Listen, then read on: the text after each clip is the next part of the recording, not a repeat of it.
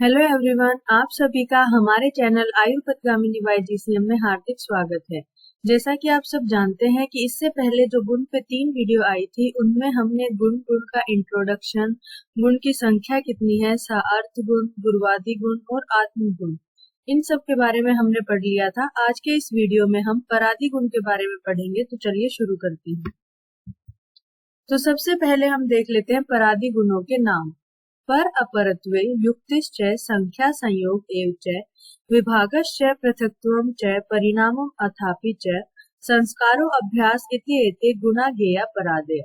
तो ये जो 10 है परादी गुण बताए गए हैं, पर अपर युक्ति संख्या संयोग विभाग पृथक्त्व परिमाण संस्कार और अभ्यास सिद्धि उपाया चिकित्साया लक्षण स्थान प्रत्यक्ष में।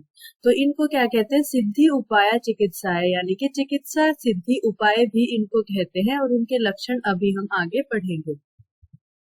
तो ये 10 जो है परादी गुण बताए गए हैं। पर यानी कि सुपीरियर, अपर इंफीरियर, युक्ति लॉजिकल रीजनिंग, संख्या नंबर, संयोग कंजक्शन, विभाग डिसजंक्शन, पृथक्त्व डिफरेंशिएशन, परिमाण अमाउंट, संस्कार प्रोसेस, अभ्यास प्रैक्टिस।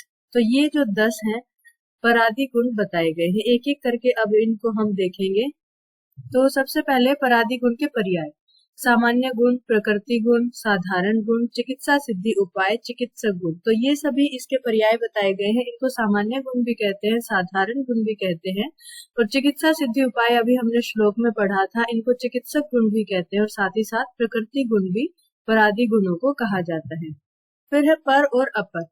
तो परत्वम प्रधानत्वम, अपरत्वम अप्रधानत्वम, यानी कि जो प्रधान है उसे पर कहा जाता है, जो अप्रधान है उसे अपर कहा जाता है। तो प्रधान यानी कि जो श्रेष्ठ है, जो सुपीरियर है, और जो अपर है वो इंफीरियर है, कनिष्ठ है। अप्रधान जो है उसे अपर कहा जाता है। तो चरक संहिता में इसके बहुत सारे एग्जाम्पल्स दिए गए हैं। आचार्य ने हितकर और अहितकर, हिततम और अहिततम द्रव्य बताए हैं। तो उन्हीं के कुछ एग्जाम्पल्स हमने यहाँ पर रखे हैं पर और अपर गुण को बताने के लिए। तो जैसे कि शूक धान्य में पर यानी कि सबसे श्रेष्ठ कौन है? रक्तशाली सबसे श्रेष्ठ है। और अपर कौन है? सबसे अहितकर कौन है? सबसे कनिष्ठ कौन है? यवक। फिर है शमी धान्य में मुदक जो है वो सबसे श्रेष्ठ है। माश यानी कि उड़द की दाल जो है वो सबसे कनिष्ठ है। उदक में आंतरिक शुदक जो है वो सबसे श्रेष्ठ है। वर्षा नादे यानी कि वर्षा ऋतु में जो नदी का जल है वो सबसे अहितकर है, अहिततम है। शाक जीवंती जो है वो सबसे श्रेष्ठ है। सरसप शाक जो है, सरसों का जो शाक है वो सबसे अहितकर बताया गया है। फिर सर्पी यानी कि घी अगर देखे तो गव्य जो सर्पी है वो सबसे श्रेष्ठ है, गाय का। आवी जो सर्पी है वो सबसे हीन बताया गया है, यानी कि अपर बताया गया है। फिर है शीर, शीर में जो गो शीर है वो सबसे श्रेष्ठ बताया गया है, और जो आवी शीर है वो सबसे अपर बताया गया है। फिर है फल, फल में मृद्विका सबसे श्रेष्ठ होती है, और निकुत जो है वो सबसे अपर होता है। स्थावर स्नेह में भी तिल जो तेल है वो सबसे श्रेष्ठ है, यानी कि पर है। कुसुम्भ जो स्नेह है वो अपर है। इक्षु विकार यानी कि गन्ने से जो भी प्रिपरेशंस बनती हैं उनमें से शर्करा सबसे बेस्ट है, और फार्निश जो है वो सबसे अपर है। तो ये कुछ पर और अपर के एग्जाम्पल थे। तो इसका चिकित्सा प्रयोग यही है कि इसको हम जो भी अगर हम किसी पेशेंट को मेडिसिन देते हैं तो हम ये देख के देते हैं कि इस पर्टिकुलर पेशेंट के लिए क्या पर है, श्रेष्ठ है, क्या करना इसके लिए अपर रहेगा। तो वो गाइडेंस हम उसको बताते हैं कि क्या चीजों का पालन करना उसके लिए श्रेष्ठ रहेगा, क्या अपर रहेगा, कौन सी औषध श्रेष्ठ रहेगी। तो सब जो है हम श्रेष्ठता और जो अपर है उसके आधार पर देख के ही हम प्लान करते हैं। फिर है युक्ति। युक्तिश्च योजना या तो युज्यते। तो युक्ति का अर्थ क्या है? योजना, यानी कि प्लानिंग जो की जाती है उसे युक्ति कहते हैं। युक्तिश्च इत्यादो योजना दोषादीय अपेक्षया भैषजस्य समीचीन कल्पना अतः एव उक्तम या तो युज्यते। तो युक्ति के बारे में क्या कहा गया है?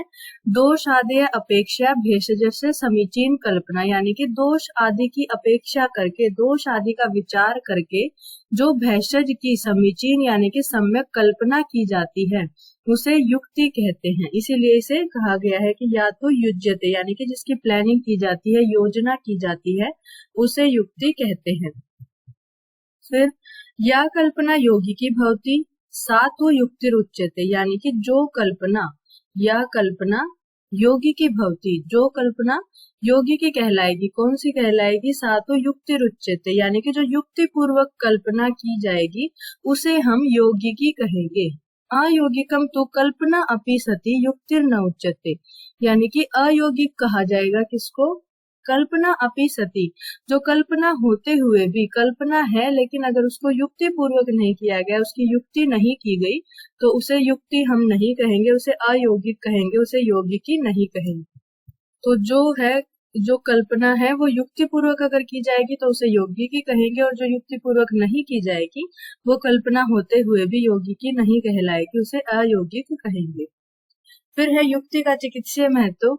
व्याधि के विविध पहलुओं, हेतु, लक्षण आदि को देखकर ही संप्राप्ति की युक्ति लगाई जाती है, यानी कि हम पेशेंट से पूछते हैं कि ये कौन से हेतु का सेवन किया था, क्या पेशेंट के शरीर पर लक्षण दिखाई दे रहे हैं, तो उन सब चीजों को देख के हम युक्ति लगाते हैं, संप्राप्ति बनाते हैं व्याधि की, कि ऐसा ऐसा हुआ होगा, इन लक्षण, इन हेतुओं का सेवन किया है तो ये दोष दूषित हुए हैं, ये लक्षण दिखाई दे रहे हैं, तो ये व्याधि है, तो संप्राप्ति की हमें जानकारी युक्ति के द्वारा ही पता लगती है।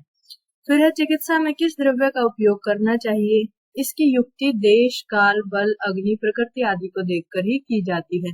तो जब हम पेशेंट की परीक्षा करते हैं तो उसमें, और जब हम उसको ट्रीटमेंट देते हैं व्याधि का विनिश्चय करके, तो हम प्लानिंग करते हैं कि, क्योंकि हर पेशेंट जो है वो अलग होता है, हर पेशेंट के लिए औषध की युक्ति की जाती है, तो वो देश के बेस पे, यानी कि पेशेंट कौन से देश में रहने वाला है, वहां पे इन्वायरमेंट कैसा है, वहां पे जो है नमी ज्यादा तो नहीं है या रुक्षता ज्यादा तो नहीं है, तो इन सब बातों का ध्यान रख के देश का ध्यान किया जाता है। फिर काल, यानी कि कौन सा काल चल रहा है, कौन सी ऋतु चल रही है, कौन से दोष प्रबलता वाली ऋतु चल रही है। फिर बल, यानी कि औषध जो हम देंगे उसका बल कितना है, कि रोगी सहन कर सकता है या नहीं, और या फिर रोगी का बल हम देखेंगे कि उसको कितना उसका बल है, कि वो किस बल वाली औषध को सहन कर सकता है, रोगी की अग्नि कैसी है, प्रकृति कैसी है, तो इन सब का विचार करके ही हम प्रॉपर युक्ति लगा के उसको औषध देते हैं कि इस पेशेंट के लिए ये औषध ठीक रहेगी। फिर है स्वास्थ्य की रक्षा करने के लिए पथ्य अपथ्य की युक्ति की जाती है। तो स्वास्थ्य की, जब कोई स्वस्थ है तो उसको अपना स्वास्थ्य बनाए रखने के लिए भी क्या उसके लिए पथ्य है, क्या उसके लिए अपथ्य है, ये सब वो प्लानिंग करता है। तब प्लानिंग करके हम स्वस्थ जो है उस स्वास्थ्य को मेंटेन कर पाते हैं। तो स्वास्थ्य की रक्षा करने के लिए भी पथ्य अपथ्य की प्लानिंग की जाती है, युक्ति की जाती है। फिर उसके बाद है संख्या। संख्या शात गणितम, यानी कि गणित को संख्या कहते हैं। एकत्व आदि व्यवहार हेतु संख्या, तो एकत्व यानी कि 1, 2, 3 इत्यादि जो हम व्यवहार कर पाते हैं उसका जो हेतु है, जो साधन है, उसे क्या कहते हैं, संख्या कहते हैं। जिसके बेस पे हम ये व्यवहार कर पाते हैं कि 1 है, 2 है, 3 है। सा 9 द्रव्य वृत्ति, यानी कि वो 9 द्रव्यों में रहता है, यानी जो 9 कारण द्रव्य हमने पढ़े हैं तो उनकी भी हम संख्या पढ़ते हैं कि कारण द्रव्य कितने हैं। तो जो 9 शब्द है वो 9 संख्या को दर्शाता है, तो इसीलिए यहाँ पे कहा गया है कि 9 द्रव्य वृत्ति। तो गणित को संख्या कहते हैं, और जो एकत्व आदि व्यवहार का हेतु होता है उसे संख्या कहते हैं। फिर संख्या जो गुण है उसका चिकित्सीय महत्व क्या है, तो व्याधि के विविध प्रकार के संप्राप्ति भेदों में संख्या संप्राप्ति का भी अपना महत्व है। तो व्याधि, जब हम संप्राप्ति के जो भेद बताए गए हैं निदान स्थान में चरक संहिता में, वहां पर संख्या भी एक संप्राप्ति का भेद बताया गया है, जिसके द्वारा हमें ये पता चलता है कि जो कास है वो कितने टाइप की हो सकती है, श्वास जो रोग हो कितने टाइप का, कोई भी व्याधि कितने टाइप की हो सकती है। तो वो संख्या जो है, किसी के 5 भेद हैं, किसी के 20 भेद हैं, तो वो सब जो हमें पता चलता है वो संख्या से ही पता चलता है। फिर है औषधि के मान का ज्ञान भी संख्या के आधार पर होता है। तो औषधि का मान, यानी कि 1 टैबलेट देनी है, 2 टैबलेट देनी है, 2 बार देनी है, 3 बार औषध देनी है, तो ये सब क्या है, ये संख्या के आधार पर ही डिसाइड होता है। फिर है संयोग। तो चरक संहिता में बताया गया योग सह संयोग उच्यते, द्रव्य नाम द्वंद्व सर्व एक कर्मजो अनित्य एव च। तो क्या कहा गया है कि योग सह संयोग उच्यते, यानी कि जो द्रव्य है उनका आपस में जो योग संयोग होना, यानी कि उनका मिलना, आपस में योग होना, उसे संयोग कहते हैं। यह संयोग कितने प्रकार का है, 3 प्रकार का है। द्वंद्व कर्मज, सर्व कर्मज और एक कर्मज। फिर क्या कहा है, अनित्य एव च, और यह जो संयोग होता है वो अनित्य होता है, नित्य नहीं होता है, यानी कि ये हर काल में नहीं बना रहता है, सर्वदा नहीं बना रहता है। जिन चीजों का संयोग हुआ है वो आपस में अलग भी हो सकती है। तो जो समवाय संबंध होता है वो नित्य होता है, जो कि संबंध हमेशा बना रहता है, और संयोग के साथ ऐसा नहीं है, संयोग जो है वो अनित्य है। यही संयोग और समवाय में फर्क होता है। तो अनित्य है यानी कि ये कुछ काल के बाद ये अलग भी जो संयोग हुआ है दो वस्तुओं के बीच में वो वियोग भी हो सकता है, वो अलग भी हो सकते हैं, इसीलिए इसको अनित्य कहा गया है। फिर है जो संयोग के भेद थे वो उनको देखते हैं हम। द्वंद्व कर्मज संयोग। तो द्वंद्व यानी कि वर्ड से ही पता चल रहा है कि दो चीजें, जो पेयर है किसी चीज का।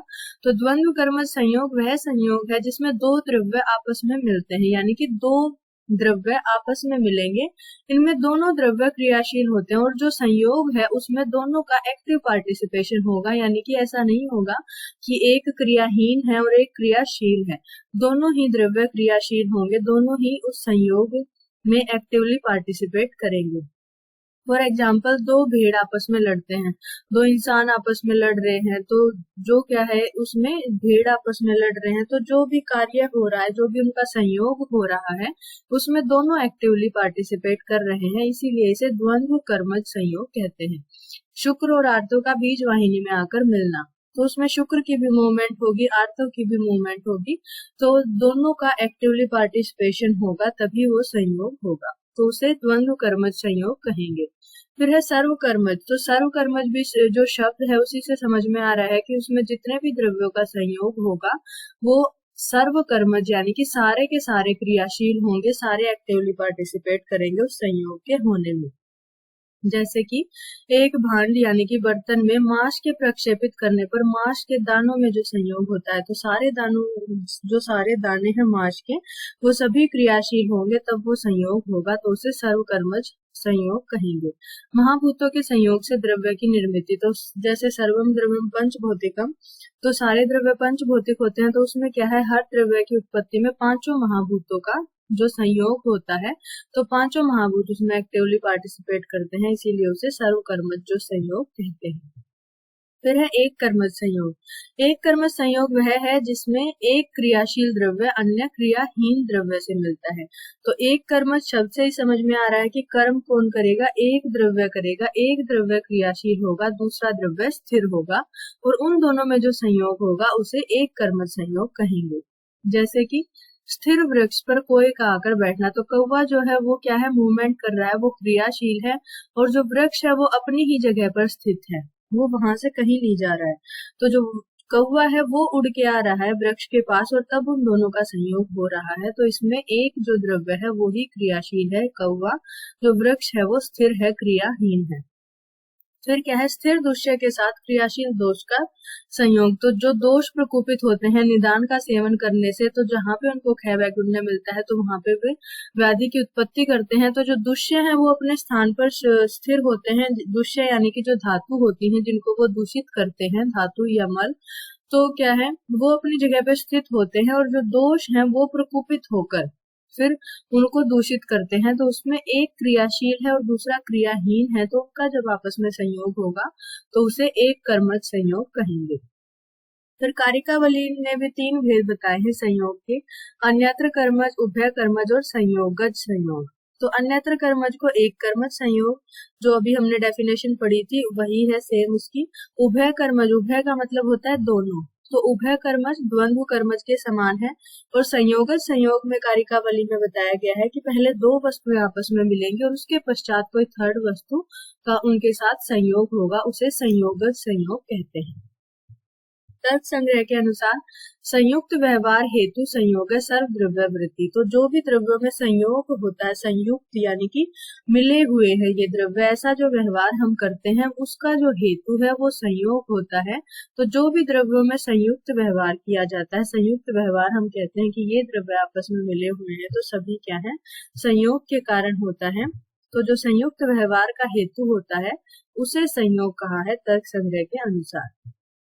चिकित्सा महत्व क्या है? दोष दूसरे के संयोग के ज्ञान से ही व्याधि की संप्राप्ति का ज्ञान होता है। यानी कि हमें पता चलेगा कि कौन सा दोष जो है वो दूषित हुआ, उसने कौन से दुष्य, कौन सी धातु, कौन से मल को दूषित किया है, तभी हम संप्राप्ति का ज्ञान कर पाते हैं। तो किसका किसके साथ संयोग हुआ है, वो संयोग के ज्ञान के आधार पर ही हम संप्राप्ति देखते हैं और उसी के आधार पर फिर फर्दर चिकित्सा एडवाइस करते हैं। फिर है विभाग। विभागस्तु विभक्तिशात वियोगो भागशो ग्रह।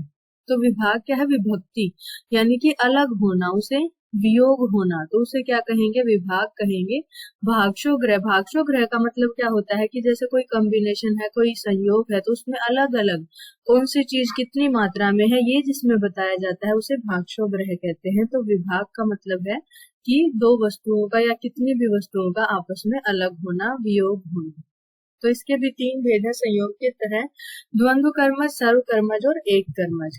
तो जो द्वंद्व कर्मज है, फिर वही वर्ड से पता लग रहा है कि दोनों क्रियाशील होंगे विभाग होने में, यानी कि जब दो वस्तुएं आपस में अलग हो रही हैं तो उनमें दोनों एक्टिवली पार्टिसिपेट करेंगे अलग होने के लिए। तो वो जो विभाग है उसे द्वंद्व कर्मज विभाग कहेंगे। जैसे कि दो भेड़ आपस में लड़ रही हैं तो उनका अलग हो जाना आपस में, तो दोनों अलग अलग दूर दूर जाएंगे, तो दोनों एक्टिवली पार्टिसिपेट कर रहे हैं तो उसे द्वंद्व कर्मज विभाग कहेंगे।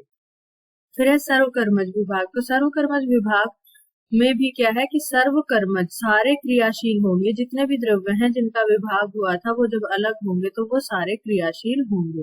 उदाहरण क्या? संपूर्ण मास का परस्पर अलग हो जाना। किसी द्रव्य का नाश होता है तो उसमें जितने भी महाभूत मिले हुए हैं उन सभी का अलग अलग हो जाना, तो वो विभाग कहलाएगा, सर्वकर्मज विभाग। फिर है एक कर्मज विभाग। एक कर्मज विभाग वह विभाग है जिसमें एक क्रियाशील द्रव्य अन्य क्रियाहीन द्रव्य से अलग होता है, यानी कि मूवमेंट एक की ही होगी, एक ही क्रियाशील होगा। दो वस्तुएं आपस में अलग होंगी लेकिन मूव एक ही करेगी, एक्टिवली पार्टिसिपेशन एक का ही होगा। तो स्थिर वृक्ष जो है वो स्थिर है, वो कहीं नहीं जा रहा, तो कौवा जो है वो वहां से उड़ जाएगा, तो वृक्ष और जो कौवे का वियोग हो जाएगा, विभाग हो जाएगा। संप्राप्ति विघटन के कारण स्थिर दृश्य से दोष अलग हो जाएंगे। तो ये इसके एग्जाम्पल हैं। फिर तर्क संग्रह ने क्या कहा है? संयोग नाशको गुण विभाग। तो संयोग का नाश करने वाला जो गुण है, संयोग नाशक जो गुण है उसे विभाग कहते हैं। यानी कि जब वस्तुएं अलग अलग हो जाएंगी, आपस में मिली हुई वस्तुएं, तो वहां पे संयोग का नाश हो जाएगा और उसे क्या कहेंगे? विभाग कहेंगे। फिर इसका चिकित्सीय महत्व, दोष दोषों के वियोग के ज्ञान से ही चिकित्सा की सफलता का ज्ञान होता है। यानी कि चिकित्सा की सफलता क्या होती है? व्याधि का दूर होना। और व्याधि कब दूर होगी? जब जिस दोषों ने जिन दोषों को दूषित किया था वो उनसे अलग हो जाए। औषधि की पूर्ण मात्रा देने के स्थान पर कई समय उसे विभक्त मात्रा में दिया जाता है। तो औषधि की जैसे फुल डे की डोज है, इतनी डोज में देनी है औषधि, उसको कई बार हम अलग अलग डोज में डिवाइड कर देते हैं कि सुबह इतनी लेनी, दोपहर इतनी, शाम को इतनी। तो वो जो है वो विभाग के द्वारा किया जाता है। फिर है पृथक्त्व। तो पृथक्त्वम स्यात् संयोगो वैलक्षणम अनेकता। तो पृथक्त्वम तो इदम द्रव्यम पट लक्षणम घटात पृथक। तो ये द्रव्य पट लक्षण वाला है, यानी कि यह वस्त्र है, पट है, घटात पृथक, तो इसीलिए ये पट लक्षण वाला है, इसीलिए ये घट से पृथक है, यानी कि अलग है। यह घड़े से अलग है क्योंकि यह पट लक्षण वाला है, यानी कि ये वस्त्र है, ये घड़ा नहीं है। इत्यादि का बुद्धिर यतो भवति। तो ये बुद्धि जिसके द्वारा उत्पन्न होती है उसे पृथक्त्वम, यानी कि उसे पृथक्त्व कहा जाता है। भिन्नता, जो लक्षणों में भिन्नता दिखाई जाती है, तो विशेषता दर्शाने वाले गुण को पृथक्त्व कहते हैं। कि क्या विशेषता है जिसके कारण एक द्रव्य दूसरे से अलग है। पृथक्त्व में कोई संयोग नहीं होता, आपस में कोई वस्तु मिलती नहीं है, केवल लक्षणों में भिन्नता होती है कि ये वस्तु दूसरी वस्तु से भिन्न है, अलग है। यह पृथक्त्व और विभाग में भेद है। फिर पृथक्त्व के तीन भेद हैं, असंयोग, अनेकता और वैलक्षण। असंयोग क्या है? नो यूनियन इज पॉसिबल, यानी कि दो चीजें जो कभी मिल ही नहीं सकती। असंयोग, जिनका कभी संयोग नहीं हो सकता, उनका अलग होना। जैसे कि मेरू पर्वत और हिमालय पर्वत का पृथक्त्व। तो वो मेरू पर्वत है, दूसरा हिमालय पर्वत है, वो दोनों आपस में कभी उनका संयोग नहीं हो सकता। त्वचा विकार और अस्थि विकार की पृथकता। तो त्वचा विकार अलग है, अस्थि विकार, बोन के विकार अलग है, तो वो दोनों में जो पृथक्त्व है उसे असंयोग पृथक्त्व कहेंगे। फिर है वह लक्षण। द्विजातीय द्रव्य जिनमें लक्षणों की असमानता होती है उनके पृथक्त्व को वैलक्षण्य पृथक्त्व कहते हैं। माहेश्वरा आदि का पृथक्त्व। तो वी जातीय क्या है कि जिनकी जाति अलग अलग है। माहेश जो है वो अलग जाति से है, वराह जो है वो अलग जाति से है। तो उनका जो उनमें जो डिफरेंस होता है, उनके जो लक्षण अलग अलग होते हैं। भैंस अलग तरह की होती है, वराह अलग तरह की होती है, उनके साइज में, कलर में जो भी डिफरेंस होता है उसे वैलक्षण्य पृथक्त्व कहेंगे। पामा की दद्रु से पृथकता। तो दोनों त्वचा विकार है लेकिन फिर भी पामा अलग है, दद्रु के लक्षण अलग होते हैं, तो उनकी जो डिफरेंस है उसको वैलक्षण्य पृथक्त्व कहेंगे। फिर है अनेकता रूप। तो समान जाति वाले द्रव्यों में भी विविध रूप होते हैं। तो पहला हमने पढ़ा था जिनकी वी जाति है, यानी कि जिनकी जाति अलग थी, और इसमें क्या है कि समान जाति वाले ही द्रव्यों में भी कई बार जो है भिन्नता वो पाई जाती है। तो एक ही जाति की माश वर्ण आदि के आधार पर अन्य माश से पृथक होती है। तो जो माश है वो कई बार उनका थोड़ा बहुत कलर में डिफरेंस होता है, तो उसको क्या कहा गया, अनेकता रूप पृथक्त्व। एक गाय को वर्ण के आधार पर अन्य गायों से पृथक किया जा सकता है। तो इनकी जाति क्या है, जैसे गो जाति है तो सभी गायें हैं, लेकिन फिर भी एक को दूसरी से अलग हम डिफरेंशिएट कर सकते हैं, अलग पहचान सकते हैं। तो वो जिसके आधार पर पहचान सकते हैं उसे कहेंगे अनेकता रूप पृथक्त्व। इसका चिकित्सीय महत्व क्या है, व्याधि के सापेक्ष निदान में डिफरेंशियल डायग्नोसिस। लक्षण ये हैं, ये उस व्याधि में भी पाए जाते हैं, उस व्याधि में भी पाए जाते हैं, लेकिन कुछ स्पेसिफिक ऐसे सिम्टम्स होते हैं जो केवल एक ही व्याधि में पाए जाएंगे, जिनके आधार पे हम ये पहचान सकते हैं कि ये व्याधि ये ना होके ये है। तो जो मतलब फाइनल डायग्नोसिस जो हम बनाते हैं उसको, उसमें क्या है, पृथक्त्व के आधार पर कुछ स्पेशल कैरेक्टरिस्टिक्स होते हैं जो केवल एक व्याधि में पाए जाएंगे, जिसके आधार पर हम फाइनल कंक्लूजन पर पहुंच पाते हैं कि ये ही व्याधि है। फिर है परिमाण। परिमाणम पुनः मानम। तो मान को परिमाण कहा जाता है। मानम प्रस्थ आढ़क आदि तुला आदिम एयम। तो प्रस्थ आढ़क तुला आदि जो व्यवहार है, जैसे कि आजकल हम पढ़ते हैं मिलीग्राम, ग्राम, किलोग्राम, तो ये सब क्या है, मान है। तो ये सब जो व्यवहार हम कर पाते हैं वो किसके आधार पर कर पाते हैं, मान के आधार पर कर पाते हैं। चरक संहिता में मान के दो भेद बताए गए हैं, कलिंग मान है और मागध मान है। फिर है तर्क संग्रह के अनुसार मान व्यवहार असाधारण कारणम परिमाणम नव द्रव्य वृत्ति तत्चतुर्विधम अनु दीर्घ महत ह्रस्वम च। तो मान का जो असाधारण कारण है उसे परिमाण कहते हैं। यह सभी 9 द्रव्यों पृथ्वी आदि में पाया जाता है। तो सबका मान बताया गया है अलग, किसी का अणु प्रमाण है, किसी का महत यानी कि बड़ा प्रमाण है, दीर्घ यानी कि लंबा, ह्रस्व छोटा। तो ये क्या है, तर्क संग्रह के अनुसार मान की परिभाषा बताई गई है। फिर मान के 4 भेद अभी हमने पढ़े, अणु, दीर्घ, महत, ह्रस्व। फिर और भी 3 भेद मान के बताए गए हैं। पोतो मान जो वेट के द्वारा, ग्राम, किलोग्राम। दुर्व्य मान क्या है, फिंगर के द्वारा, अंगुल प्रमाण जिसको कहते हैं। पाह्य मान क्या है, वॉल्यूम, कितने लीटर, ml। ये जो भी जो मान है, वो जो मेजरमेंट है जो हम कर पाते हैं वो परिमाण के आधार पर कर पाते हैं। फिर क्या है, इसका चिकित्सीय महत्व क्या है, परिमाण से आहार और औषधि मात्रा का निर्धारण करना सुविधाजनक है। कितनी मात्रा में औषध देनी है, कितना मात्रा में आहार देना है पेशेंट, वो सब जो किया जाता है वो परिमाण के आधार पर किया जाता है। परिमाण के आधार पर दोषों के बल अबल का निर्धारण किया जाता है कि कौन सा दोष बलवान है, कौन सा कम मात्रा में प्रकोपित है, कौन सा ज्यादा मात्रा में प्रकोपित है, तो प्रधान कौन सा है, किसकी चिकित्सा पहले करनी चाहिए, ये सब जो है हम वो परिमाण के आधार पर ही डिसाइड कर पाते हैं। उसके बाद है संस्कार। संस्कार करणम मत। संस्कारो ही गुणा अंतर्धानम उच्यते। तो संस्कार किसको कहते हैं, करण को कहते हैं। और संस्कारों ही गुणा अंतर्धान उच्यते, यानी कि गुणों का परिवर्तन जिसके द्वारा किया जाता है, गुणों में जो चेंज जिसके द्वारा किया जाता है उसे संस्कार कहते हैं। ते गुणास तोय अग्नि सन्निकर्ष, यानी कि तोय जल और अग्नि के सन्निकर्ष से भी संस्कार होता है, शोच से भी, मंथन से भी, देश से, काल से, वासन से यानी कि वस्त्र से, भावना आदि भी, भावना आदि देकर जो गुणों में जो चेंज किया जाता है, काल प्रकर्ष के कारण जो गुणों में चेंज होता है, भाजन यानी कि पात्र के द्वारा। तो इन सभी के द्वारा जो गुणों में चेंज किया जाता है, किसी चीज के गुणों में बढ़ोतरी की जाती है, उसमें कोई और गुणों का अंतर्धान किया जाता है, उसे संस्कार कहते हैं। तो संस्कार के 3 भेद बताए गए हैं, वेग, भावना और स्थिति स्थापक। तो वेग किसे कहते हैं कि द्रव्य में जो भी गति होती है, गति निर्माण होता है जिसका किसी कारण विशेष के द्वारा, तो उसे वेग कहते हैं। वेग मन में भी पाया जाता है, जैसे कि मन हमारा चंचल होता है, वो कहीं भी जा सकता है, जल में भी, अग्नि में भी, वायु में भी और पृथ्वी में भी वेग जो संस्कार है वो पाया जाता है। फिर है भावना, पूर्व में अनुभव किए गए विषयों का ज्ञान जिस संस्कार से होता है उसे भावना कहते हैं। फिर है स्थिति स्थापक, इलास्टिसिटी, यानी कि जिस संस्कार के कारण अपने स्थान से अलग हुए पदार्थ पुनः अपनी स्वाभाविक स्थिति में आ जाते हैं। अपने स्थान से जो अलग हो गए हैं वो पुनः अपनी सेम स्थिति में आ जाते हैं, उसे कहेंगे स्थिति स्थापकत्व। फिर है चिकित्सीय महत्व, कषाय कल्पना रूपी संस्कार से औषधि के गुणों में परिवर्तन लाया जा सकता है, कि कोई भी औषधि है उसकी कषाय कल्पना जो बनाई जाती है तो उसके गुणों में परिवर्तन लाया जा सकता है।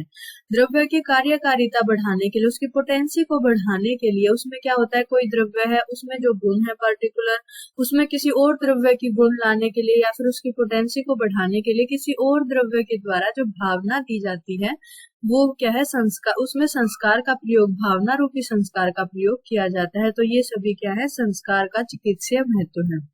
फिर है अभ्यास, भाव अभ्यसनम अभ्यास है, शीलनम सतत क्रिया, तो जिसका बार बार अभ्यसन यानी कि बार बार पालन किया जाए उसे अभ्यास कहते हैं। शीलन और सतत क्रिया यानी कि बार बार वही क्रिया, लगातार वही क्रिया करना, ये उसके पर्याय बताए गए हैं। फिर इसका चिकित्सीय महत्व क्या है, पथ्य अपथ्य निर्धारण करने के लिए अभ्यास गुण का प्रयोग किया जाता है।